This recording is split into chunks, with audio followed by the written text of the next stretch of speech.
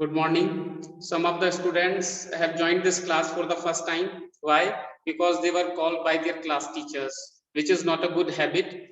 We are conducting these classes since last 1 month. Maybe एक महीना में हो गया है classes को और organize करते हुए. Still there are many students who have joined these classes maybe once or twice. Okay, so this is not a good practice. मैंने आप लोगों को बताया था, जो पहली बार आए हैं उन्हें भी आज बता देता हूँ. बेटा ऐसे ना आप लोगों की अटेंडेंस मेंटेन होती है. देखिए ऐसे सभी की अटेंडेंस मेंटेन होती है और सीबीएसई का रूल है कि 80% अटेंडेंस इज कंपलसरी. अगर आपकी 80% अटेंडेंस नहीं होगी स्कूल में तो आप बोर्ड का एग्जाम नहीं दे पाएंगे. This is the rule by CBSE, not by us. Okay, so make sure that your attendance is 80%. जैसे स्कूल में 80% अटेंडेंस कंपलसरी है, ऐसे ही आपकी अटेंडेंस 80% होनी. These online classes are equivalent to offline classes. तो कभी आपने एक दिन ज्वाइन किया फिर 2 दिन ज्वाइन नहीं किया, so this will reduce your attendance. अभी भी बहुत सारे बच्चों का कैमरा ऑफ है. आदित्य डडवाल, गायन, सिमरनप्रीत कौर, सक्षम, प्रथम जैन, अर्शप्रीत, अरुमन, मनवीर. बेटा आप सब लोग तो डेली क्लास ज्वाइन करते हैं तो कैमरा स्विच ऑन करना होता है. सक्षम अरोरा, मनजिंदर सिंह, मनरीत कौर, अरुमन, मनवीर. अगर आप बेटा कैमरा स्विच ऑन नहीं कर सकते तो फिर आप रिकॉर्डिंग देख सकते हैं एफबी पर, but no camera no class. तो फर्स्ट पॉइंट इज कि आपकी 80% अटेंडेंस होनी कंपलसरी है, नेसेसरी है, जरूरी है टू गिव बोर्ड एग्जाम्स. आप चेक कर सकते हैं इसे. आपको लग रहा है कि मैं ऐसे ही बोल रहा हूं, आप सीबीएसई की वेबसाइट पर जाकर इस बात को चेक कर सकते हैं. First thing first, this is rule and rule को कोई भी अवॉइड नहीं कर सकता. अभी आप लोगों ने देखा होगा कल न्यूज में सभी ने कि 10th के जो एग्जाम हैं वो सीबीएसई ने कैंसिल कर दिए हैं, 12th के पोस्टपोन किए हैं. तो सारा 10th का रिकॉर्ड और 12th का रिकॉर्ड सीबीएसई में अपलोड होता है बेटा. ऐसा नहीं है कि मैं ऐसे ही बोल रहा हूँ. They check attendance, they check everything and then they issue admit cards. Admit card के without you just can not give examinations. Okay, हाँ, तो दिस इज नेसेसरी कि आप लोग डेली क्लास ज्वाइन करें. ये तो हो गई आपके रूल की बात. अभी भी कुछ बच्चों का कैमरा स्विच ऑफ है, 1-2 बच्चों की प्रॉब्लम है, वो मेरे पास है. आकांक्षा ने कैमरा स्विच ऑफ कर लिया, मनवीर ने भी कैमरा स्विच ऑफ किया हुआ है. बेटा कैमरा स्विच ऑन कीजिए और जब आप लॉग इन करें क्लास में तो अपने नाम के पीछे अपना सेक्शन जरूर लिखें. जैसे हमारे पास 2 मनवीर हैं. अब it is difficult to recognize के कौन सा मनवीर कौन से वाला है ना. हाँ,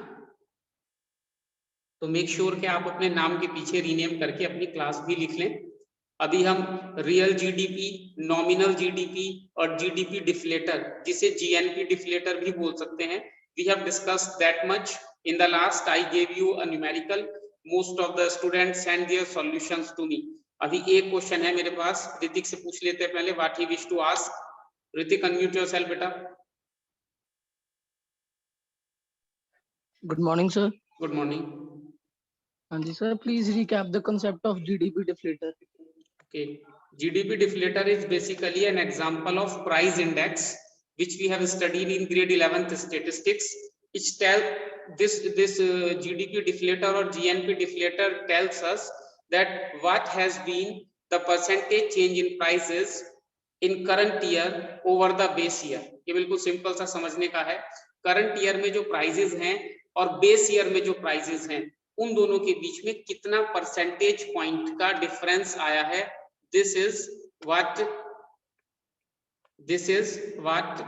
जीएनपी डिफ्लेटर और जीडीपी डिफ्लेटर टेल्स अस. ठीक है, जैसे कोई भी प्राइस इंडेक्स होता है उसकी बेस वैल्यू होती है 100. किसी भी प्राइस इंडेक्स की बेस वैल्यू 100 होती है. तो हमारे जीएनपी डिफ्लेटर या जीडीपी डिफ्लेटर की बेस वैल्यू भी 100 होती है. Yesterday we solved 2 or 3 examples, 2 or 3 questions in which in the first answer the value of GNP deflator was 83.3, means prices have decreased by 17%. In another one maybe it was 110, so we will say that prices have increased by 10%. याद रखिए अगर 100 से कम आ रही है value तो price decrease हुए हैं, 100 से ज्यादा वैल्यू आ रही है तो प्राइस इंक्रीज हुए हैं. Any question from anyone? किसी भी बच्चे ने कोई भी क्वेश्चन पूछना है तो पूछ सकता है। Anything you would like to ask regarding the topics we have discussed?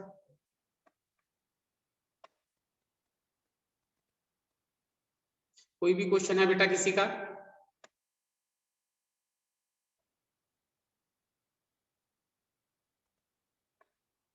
कोई क्वेश्चन नहीं है, चलिए अच्छी बात है। अच्छा एक क्वेश्चन है, राजप्रीत। राजप्रीत अनम्यूट करो बेटा। Good morning sir. Good morning. Sir जो आपने कल क्वेश्चन न्यूमेरिकल सॉल्व करने के लिए दिया था सर, वो सॉल्व नहीं हुआ। क्या हुआ उसमें? उसमें आपने क्या? लास्ट में सर एक लाइन, बोलिए बोलिए। Sir calculate the percentage change in real GDP. Sir ये समझ नहीं लगा। हाँ मैं बता देता हूँ। इसमें हमने क्या करना है, पहले रियल जीडीपी कैलकुलेट करना है, फिर नॉमिनल जीडीपी कैलकुलेट करना है। जब आप रियल जीडीपी कैलकुलेट करेंगे तो उसकी वैल्यू आएगी 5500। जब आप नॉमिनल जीडीपी कैलकुलेट करेंगे उसकी वैल्यू कितनी आएगी? 6050। मैं यहाँ करता हूँ, देखिए थोड़ा सा लाइटिंग की प्रॉब्लम है आज, but still I will try. जब आप रियल कैलकुलेट करेंगे उसकी वैल्यू आएगी 5500, और जब नॉमिनल कैलकुलेट करेंगे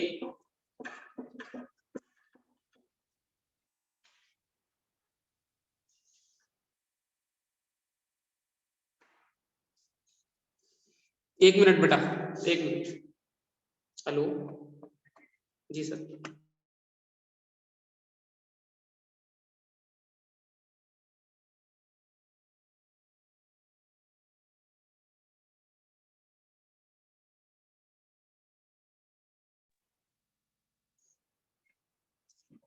तो हमने क्या करना है कि जो हमारा रियल और नॉमिनल जीडीपी आएगा विच विल बी 5000 एंड 6050, उन दोनों के बीच में परसेंटेज चेंज निकालना है। लास्ट लाइन का मतलब ये है, उन दोनों के बीच में हमने परसेंटेज चेंज निकालना है। तो कैसे निकलेगा percentage change? 5000 upon 6050 into 100 which will be equivalent to 21%। Okay चलिए अब थोड़ा सा क्वेश्चन आंसर स्टार्ट करते हैं। जो हमने नेक्स्ट टॉपिक लिखना है बेटा आज, उसका नाम है, आप लोग लिखिए अपने नोटबुक में लिखिए, जीडीपी एंड वेलफेयर। आज के हमारे टॉपिक का नाम है जीडीपी एंड वेलफेयर। अभी किसी का कोई क्वेश्चन है तो पूछ सकता है। कभी भी इन बिटवीन माय लेक्चर आपको लगता है कि आपका कोई क्वेश्चन है तो आप you can raise your hand. First we will clear your doubt and then we will move forward. Okay, because it is very necessary कि जो कुछ भी हम पढ़ रहे हैं वो हमारे समझ में आना चाहिए। हमारे समझ में नहीं आएगा तो it will just become kind of an exercise. I am on this side of camera, you are on that side of camera, and that will not serve us any purpose.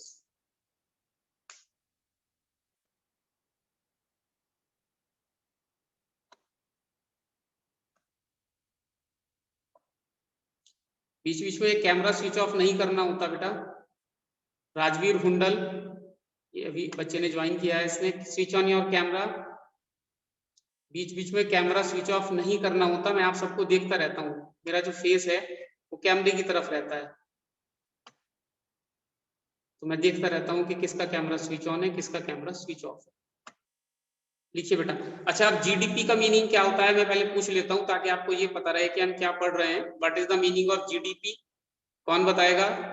Usual suspect जो होते हैं वो नहीं बताएंगे।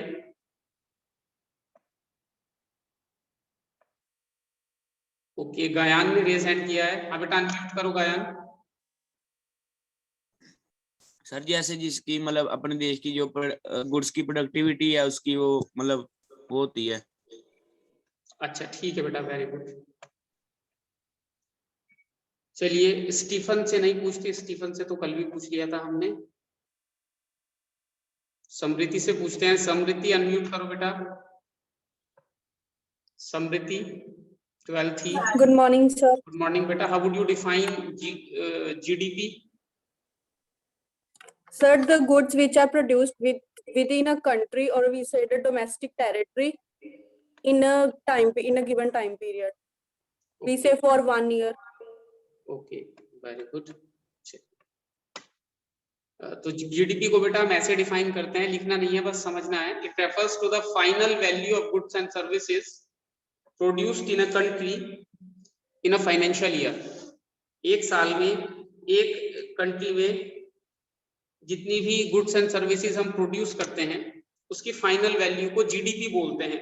अब हमने कल जो डिस्कस किया था, परसों जो डिस्कस किया था, उसे हमने इससे जोड़ देना है।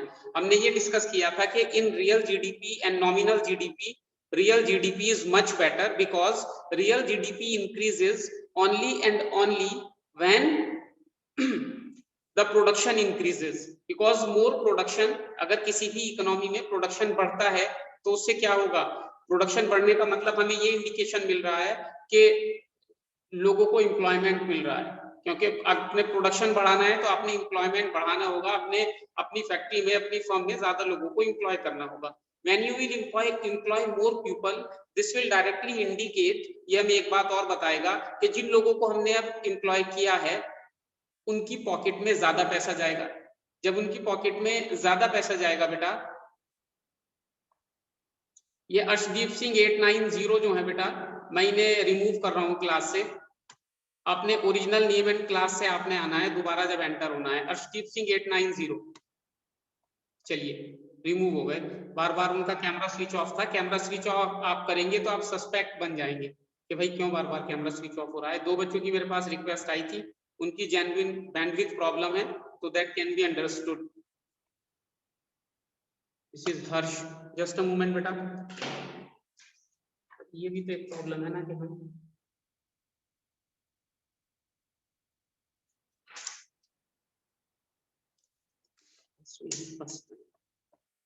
चलिए, तो more production means more employment and more employment means more consumption expenditure। जब ज्यादा लोगों को रोजगार मिलेगा तो रोजगार मिलने का क्या मतलब होता है, in simple terms you are getting salary. जब आपको सैलरी मिलेगी तो उस सैलरी को आप मार्केट में स्पेंड करेंगे, जिसे हम इकोनॉमिक्स में कंजम्पशन एक्सपेंडिचर बोलते हैं। जब कंजम्पशन एक्सपेंडिचर बढ़ेगा तो इकोनॉमी में गुड्स एंड सर्विसेज की डिमांड भी बढ़ जाएगी।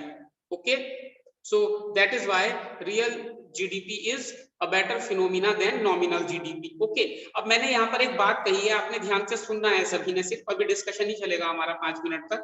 मैंने यहाँ पर एक बात कही है कि जब रियल जीडीपी बढ़ता है तो प्रोडक्शन बढ़ता है, इसे आप ऐसे लिख भी सकते हैं कहीं, जब रियल जीडीपी बढ़ता है तो प्रोडक्शन बढ़ता है, प्रोडक्शन बढ़ता है तो एम्प्लॉयमेंट बढ़ता है, एम्प्लॉयमेंट बढ़ता है तो कंजम्पशन एक्सपेंडिचर इंक्रीजेस।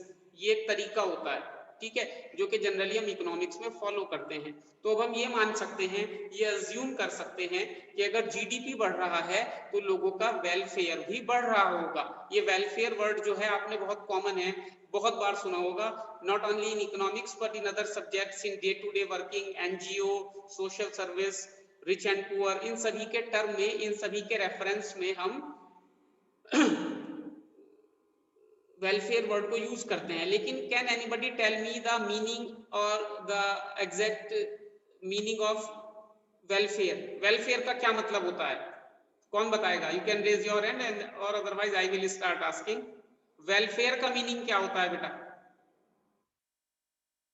कृतिका से पूछते हैं, Kritika unmute yourself. Kritika unmute yourself बेटा।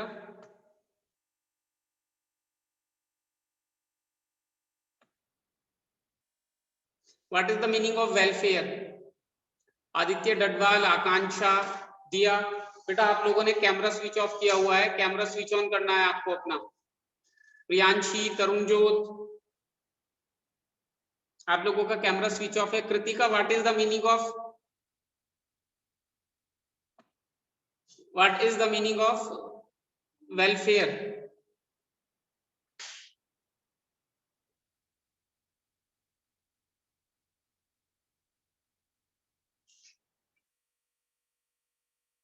आई थिंक, अच्छा कशिश ने हाथ खड़ा किया है, कशिश अनम्यूट करो बेटा। कशिश unmute. Good morning, sir. Good morning बेटा। It is a sense of material well-being among the people. अच्छा, अगर कोई सिंपल वर्ड में समझना चाहे तो क्या बताएंगे? It is the well-being of it is the material well-being when we are having all the मतलब कि जब material well-being होता है, it is called as a welfare. Very good. Material wellbeing का मतलब और समझा दो सभी को। बहुत अच्छा आंसर दिया है आपने। material well-being, like whatever the things material we require, we have all that, और मतलब कि हम production भी अच्छी हो रही है, employment हो रही है, हम उसको buy कर सकते हैं, तो it is like material well-being, जो भी हमें चाहिए वो हम all the material that we are required, we are getting that. Material like cloth, cement, this sort of material बेटा.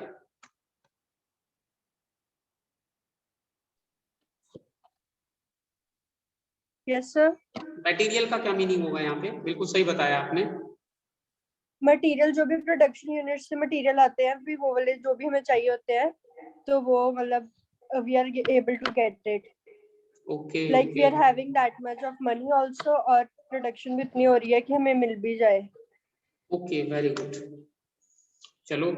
Anybody else would like to tell? Good answer.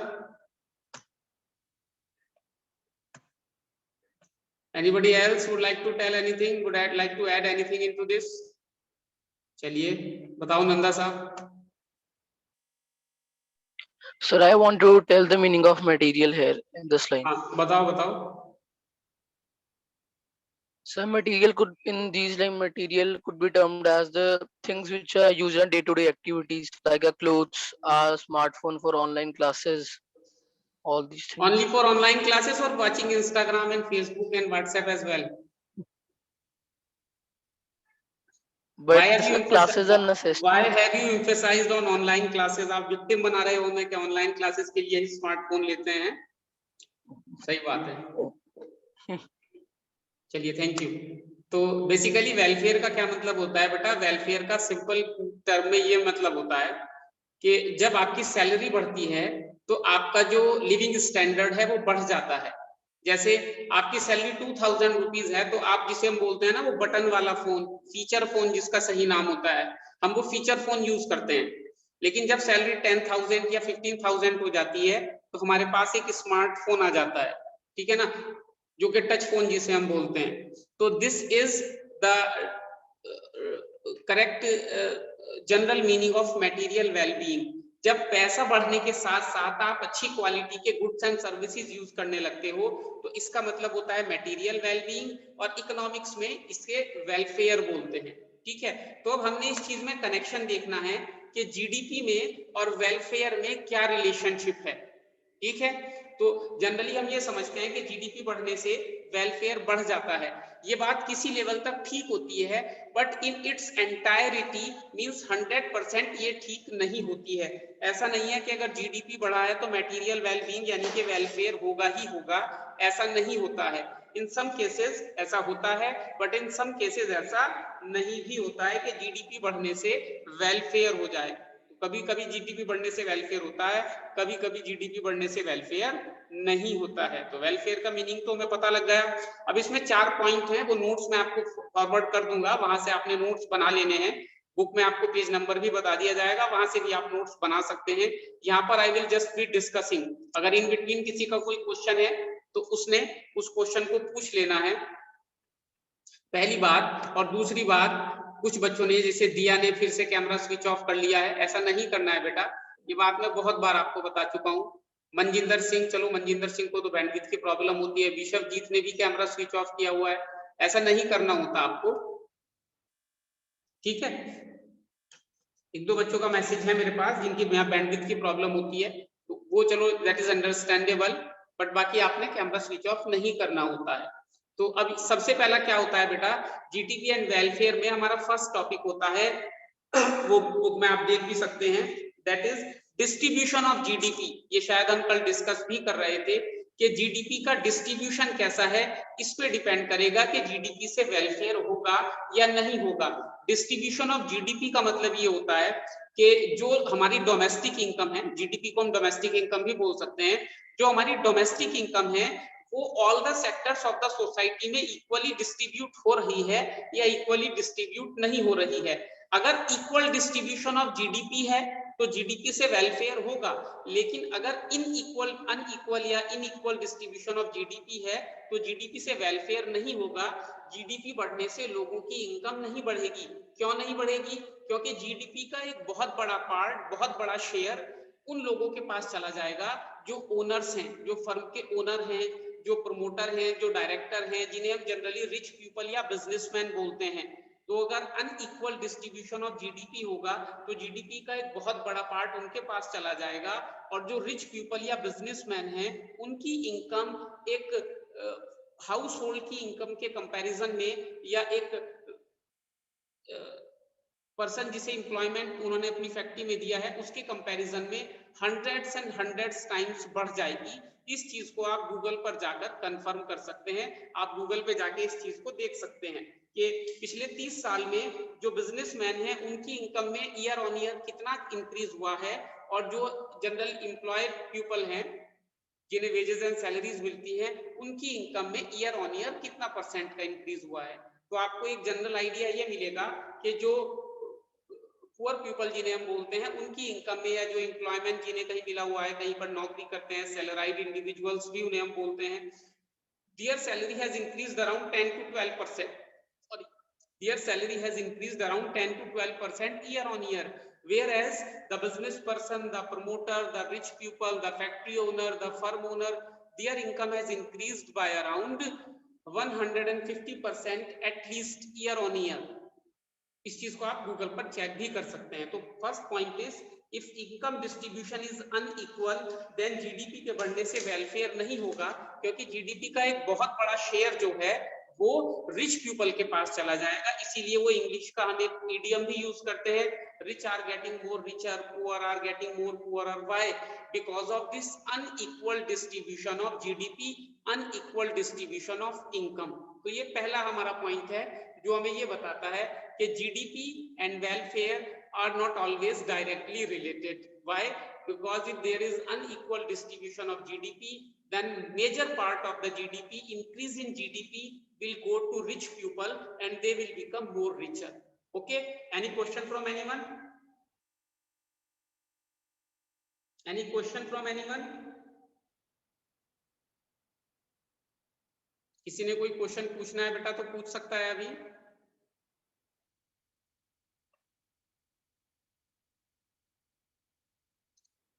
You have got a minute to ask your question. आपने कोई question अभी पूछना है तो पूछ लीजिए।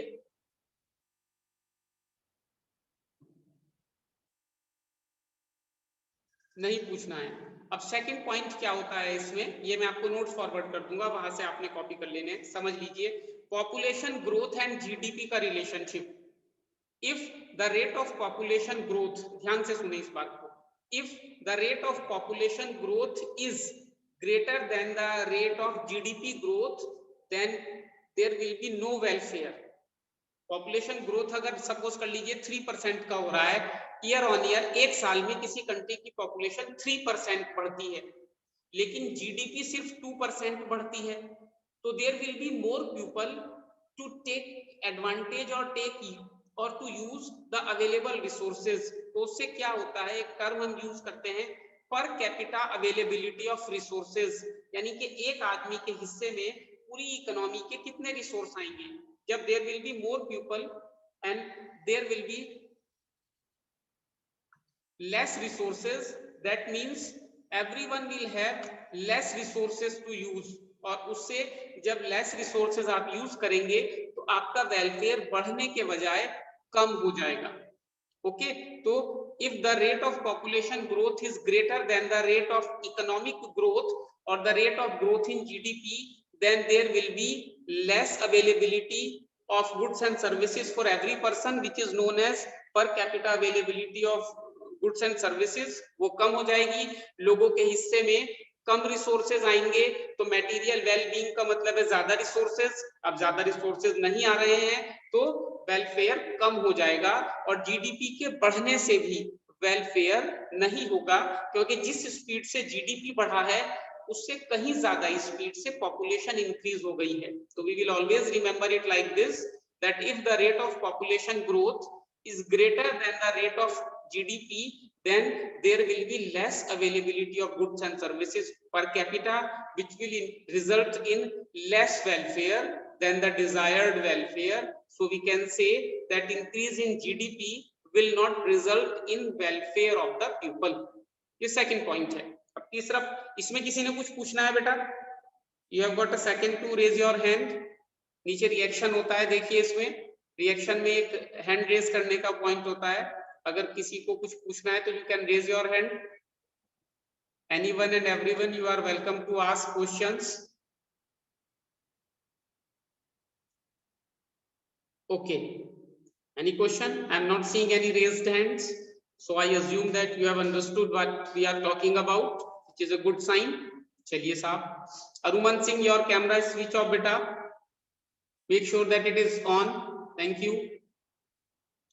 अब देखिए नेक्स्ट जो है दैट इज, वो बहुत ज्यादा सिंपल है लेकिन एक नई टर्म में हम उसे यूज करते हैं, एक्सटर्नैलिटी। एक्सटर्नैलिटी का मतलब होता है किसी भी इकोनॉमी, किसी भी सोसाइटी, किसी भी सेक्टर को अफेक्ट करने वाले वो फैक्टर्स जिन पर उनका कंट्रोल नहीं होता है। ठीक है, दोबारा बोलता हूं मैं, फिर आपने मुझे उसका एग्जांपल देना है। किसी भी फर्म, किसी भी सोसाइटी, किसी भी सेक्टर, किसी भी इकोनॉमी को अफेक्ट करने वाले वो फैक्टर जिन पर उनका कंट्रोल नहीं होता है। कोई एग्जांपल दे सकता है मुझे इसका? बड़ा फेमस सा एग्जांपल है आजकल, anybody? Anybody? Okay, let others students try as well. Okay okay, चलिए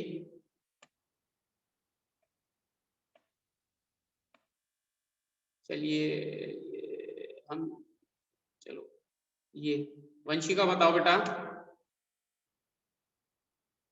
unmute yourself. Sir corona. Corona कैसे? सर क्योंकि उस पे वो नेगेटिव इम्पैक्ट डाल रहा है हमारी सोसाइटी पर और उस पर हमारा कंट्रोल नहीं है। Very good, good morning. चलिए कोई बात नहीं है, बिल्कुल सही जवाब दिया है इसने, लड़की ने, कि कोरोना की वजह से ये ऑनलाइन क्लासेस हो रही हैं, लेकिन कोरोना के होने ना होने में ना तो आपका कोई रोल है ना मेरा कोई रोल है। Still we are facing this problem of corona, so this is like an external factor, है ना? हाँ, बहुत सारे और इसके फैक्टर हो सकते हैं, but this is a correct example. और भी बहुत सारे एग्जांपल हो सकते हैं, जैसे पॉल्यूशन, करप्शन, पब्लिक गुड्स, बहुत सारे एग्जांपल हो सकते हैं। ठीक है, उसमें आपका कोई इफेक्ट नहीं होता है, आपका कोई रोल नहीं होता है, still you are affected by that. Yes Hrithik, unmute yourself बेटा। सर जैसे कोविड के कारण फार्मास्यूटिकल इंडस्ट्री में बूम आ गया। किसके कारण? कोविड के कारण फार्मास्यूटिकल बिल्कुल इंडस्ट्री बिल्कुल में। बिल्कुल, फार्मास्यूटिकल इंडस्ट्री में बूम आया है। अब वो कंपनीज भी सैनिटाइजर बना रही है जिनका फार्मास्यूटिकल इंडस्ट्री से दूर दूर तक कोई मतलब नहीं है। जो कॉस्मेटिक्स की कंपनी है, जो हमारी फुटवियर की कंपनी है, जो हमारी क्लॉथ्स की कंपनी है, वो भी सैनिटाइजर बना रही है। तो ये भी एक एग्जांपल हो सकता है। अभी एक क्वेश्चन मेरे पास आया है कि स्टॉक मार्केट से क्या जीडीपी अफेक्टेड होता है? Does stock market affect GDP? No, the correct and short answer is no. Stock market से जीडीपी अफेक्टेड नहीं होता। ठीक है, फिर कभी इसका हम ऑफलाइन क्लास में 1 या 2 क्लास लेके स्टॉक मार्केट को डिटेल डिस्कशन करेंगे, ये मेरा भी बड़ा फेवरेट टॉपिक होता है। ठीक है, तो ये फेस टू फेस पढ़ाने में ज्यादा मजा आएगा। आई थिंक जुलाई और अगस्त तक we will be facing each other in offline classes, that is my hope and everything depends on hope. चलिए खैर, तो स्टॉक मार्केट बेटा, स्टॉक मार्केट जो है वो जीडीपी को अफेक्ट नहीं करता। ओके, चलिए थैंक यू। अच्छा, अब हमारा टॉपिक है एक्सटर्नैलिटी। एक्सटर्नैलिटी का मतलब वो फैक्टर होते हैं जिन पर हमारा कंट्रोल नहीं होता लेकिन वो हमें अफेक्टेड करते हैं, जैसे कोरोना या production of sanitiser, production of mask. ठीक है, और भी बहुत सारे एग्जांपल हो सकते हैं। अब ये जो एक्सटर्नैलिटीज होती हैं, ये 2 टाइप की होती हैं बेटा, these are of 2 types, positive and negative. तो पहले तो हमें एक्सटर्नैलिटी का मीनिंग पता होना चाहिए। All those factors which affect us but they are beyond our control. बिल्कुल सिंपल लैंग्वेज में मैंने आपको बताया है, all those factors which affect us but they are beyond our control. वो एक्सटर्नल है, वहां से हमें अफेक्ट कर रहे हैं। ठीक है, वो बहुत सारे सेक्टर्स में होते हैं, जनरली सभी सेक्टर्स में होते हैं, और कैटेगराइजेशन में हम उन्हें 2 कैटेगरीज में डिवाइड कर सकते हैं, positive externality and negative externality. अब कोरोना जो है वो नेगेटिव एक्सटर्नैलिटी का एग्जांपल है, मुझे पॉजिटिव एक्सटर्नैलिटी का एग्जांपल कौन बताएगा? ये लड़की है दीक्षा। दीक्षा अनम्यूट करो बेटा अपने आप को।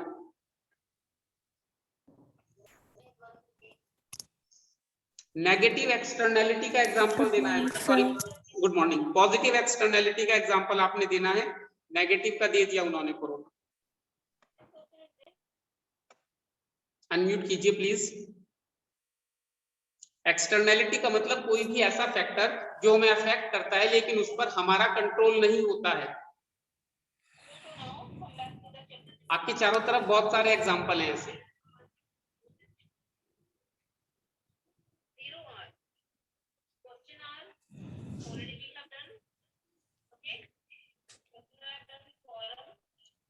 आई थिंक अभी आप सोच रहे हैं, सोचिए आप, तब तक मैं किसी और से पूछता हूँ। करणदीप सिंह अनम्यूट कीजिए अपने आप को। Karandeep Singh. Sir public parks. Public parks, very good. Yes Hrithik, what is your question? Sir, I want to answer. No you can't answer, you are not allowed to answer. अभी सभी ने आंसर करना होता है। चलिए, public park is a very good example of positive externality. Street light is an example of positive externality, है ना। और बहुत सारी चीजें होती हैं, गवर्नमेंट ने जितने भी कंस्ट्रक्शन किए हैं हम लोगों के लिए, गवर्नमेंट ने जितनी भी हमें फैसिलिटीज अवेलेबल कराई हैं, प्राइवेट सेक्टर ने जितनी फैसिलिटीज अवेलेबल कराई हैं, वो सब पॉजिटिव एक्सटर्नैलिटी का एग्जांपल होती है। इसमें प्राइवेट या गवर्नमेंट नहीं होता है, बस फैक्टर्स होते हैं। वो पॉजिटिव भी हो सकते हैं, नेगेटिव भी हो सकते हैं। जैसे करप्शन और पॉल्यूशन नेगेटिव एक्सटर्नैलिटी के दो लॉन्ग लास्टिंग एग्जांपल हैं जो कभी खत्म नहीं होने वाले हैं। करप्शन एंड पॉल्यूशन, याद रखिएगा, ठीक है। ऐसे ही गवर्नमेंट सर्विसेज जो हैं वो पॉजिटिव एक्सटर्नैलिटी का एक लॉन्ग लास्टिंग एग्जांपल होती है, ठीक है। तो जीडीपी एंड वेलफेयर में हम इसे क्यों पढ़ रहे हैं? जीडीपी एंड वेलफेयर में हम इसे इसलिए पढ़ रहे हैं कि जीडीपी बढ़ता है लेकिन एक्सटर्नैलिटी की वजह से, नेगेटिव एक्सटर्नैलिटी की वजह से हमें उसका पूरा बेनिफिट नहीं मिलता है। तो जीडीपी के बढ़ने से वेलफेयर बढ़े वो जरूरी नहीं होता है। दूसरे एक्सटर्नल फैक्टर भी हमारे वेलफेयर को अफेक्ट करते हैं और हमारा वेलफेयर उन फैक्टर्स पर डिपेंड करता है। ओके, अभी किसी का कोई क्वेश्चन है तो you can ask.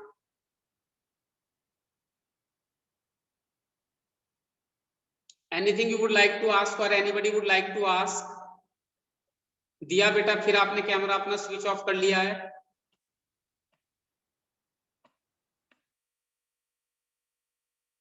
Simranpreet Kaur ने भी अपना कैमरा स्विच ऑफ कर लिया है। बेटा नहीं करना होता ये। Any question from anyone?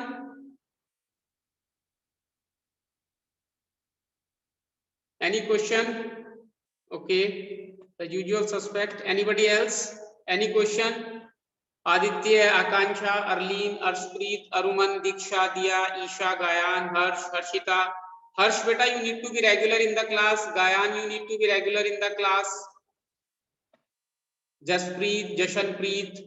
Any question from anybody? Rajpreet, रमजोत, सक्षम, Prabhjeet, Manveer, मनरीत, मनीभा, Mandeep, Kritika and many more जिनका मैं नाम नहीं ले पाया। किसी का कोई क्वेश्चन है? Anybody is having any question? Okay, मतलब कोई क्वेश्चन नहीं है ये, इसका मतलब ये समझू मैं, एक ही क्वेश्चन है बस। यस ऋतिक, अनम्यूट योरसेल्फ बेटा।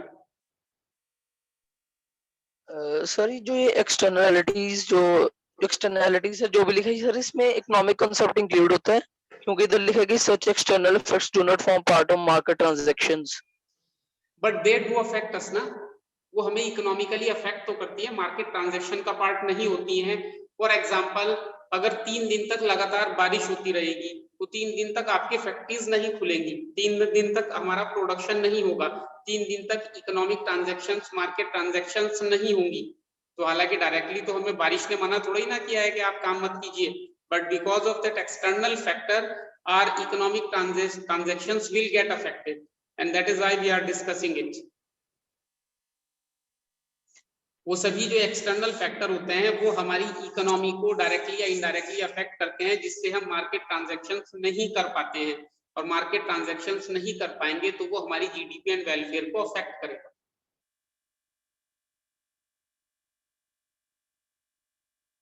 चलिए, anything else from anyone? Okay then बेटा, आपने अपनी नोटबुक में जीडीपी एंड वेलफेयर वाला टॉपिक लिखना है, जो संदीप गर्ग की बुक में पेज नंबर 4.28 के 4.29 वहीं कहीं पर है, ठीक है, उसमें से देख के आपने लिख लेना है उसे अच्छे से। अगर किसी को लिखने में या नोट्स बनाने में कोई प्रॉब्लम आती है तो आपने मुझे एक मैसेज ड्रॉप कर देना है, I will make you available the notes. Okay, पहले आपने बुक में से ट्राई करनी है, खुद उसे अच्छे से पढ़ना है, समझना है। Still you are facing problem, you can just drop a message to me, I'll definitely help you out. Okay, anything else you would like to discuss? और मैंने आपको अटेंडेंस का रूल बता दिया है बेटा। सिर्फ आज के लिए हमने 9:30 पे कंबाइंड क्लास की है, 11:30 का टाइम है वैसे 12th E की क्लासेस का, ये 12th D की क्लास का टाइम है। तो कल से आई होप कि हम 9:30 और 11:30 पर ही क्लास अटेंड करेंगे अपनी टाइम से। अटेंडेंस का record all the teachers are maintaining.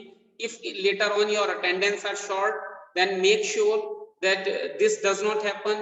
Unfortunately this happens, then it will be a big problem for you, so don't make anything which creates problem. आपने classes attend करनी है, इसका benefit ही benefit है आपको, ये positive externality हम बोल सकते हैं आपकी लाइफ में। चलिए, I don't see any questions or hands, so I'll just say thank you very much for joining this class. Have a nice day. Weather is very good today, you can enjoy this weather by studying, by reading, by taking classes as much as you can. Okay, thank you very much for joining. Have a nice day.